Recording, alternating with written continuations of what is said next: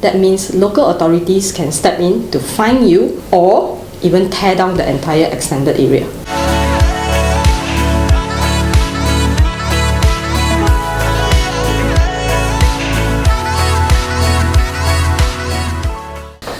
What are the top 5 mistakes people have made in terms of purchasing property from a lawyer perspective? I think commonly we see that the buyers, fail to actually identify the feature and fittings that come with the property. It is actually very important to list down and state all this in the SPA. We do not want, like I said, when you get the key, or then you end up in horror because you end up arguing with the owner. Correct. This supposed to be in, no, this supposed to be out. Because at the end of the day, only both parties will know. So when you get the key and the owner get the money, you want everything to be in order. So having the list is very important. So this you may actually want to get the agent's help.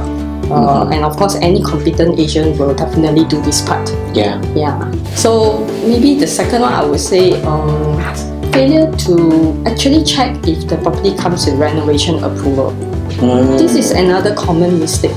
Yeah, meaning you when you view the property, you see that there's an extended area, but the buyer may actually assume that the approvals are all in place. But in actual fact, not every owner actually applied for it. But of course, when we are buying the property, I think that it's an important thing to find out and confirm if the owner actually has that approval. If you do not have the approval, meaning the extended structure is illegal. When we say it's illegal, that means local authorities can step in to fine you or even tear down the entire extended area anytime. And that extended area has no value whatsoever to the valuation companies. It's a very important point to look out for. Yeah. So third, I probably say that if the property is tenanted, many actually fail to decide if they want to continue with the tenancy. They leave it till the end, which should not be the case. So we will always advise get a copy of the tenancy agreement, run through the terms. For example, what are the monthly rentals? Are you okay with that? The period, the how long it has. The tenancy is still alive. So decide in the beginning. So if you have decided to include the tenant or continue the tenancy in the SPA, you may want to tell your lawyer, because your lawyer will then help you to secure the deposits. You do not want to end up getting the property. True, the property is yours, but you get the monthly rental, but you got no deposits. You have a stranger staying in your house. So no protection whatsoever. So this way, the buyer will get all the deposits and then basically continue the tenancy. That is actually important points to note as well. The fourth things, mainly for cases where you obtain partial financing, where you need to prepare cash for the difference. Surprisingly, many under the wrong impression that they can prepare the cash right at the end of the transaction. Partial financing meaning partly you get a bank loan and partly you pay by cash. So many do not know that banks actually require you to park the difference, the cash, with a stakeholder. And the stakeholder is usually the law firm. Before the bank releases any money. So this is like how long before the bank releases the money? Case to case basis, but usually we'll advise, if possible, soon after the SPA is signed.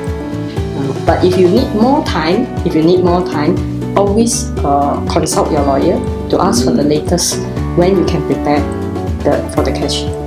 Because it depends. If it's freehold case, it is actually usual. Unconditional, correct, immediately. So if it requires consent, of course you have a bit more time.